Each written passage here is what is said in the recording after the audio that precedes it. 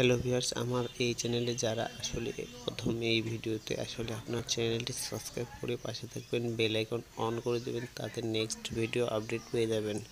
আসলে আপনাদের জন্যই কষ্ট করে আমরা ভিডিও বানাই। আপনারা যদি আমাদের ভিডিওতে লাইক কমেন্ট না করেন তাহলে তো আমাদের ভিডিও বানানোটাই বিফল।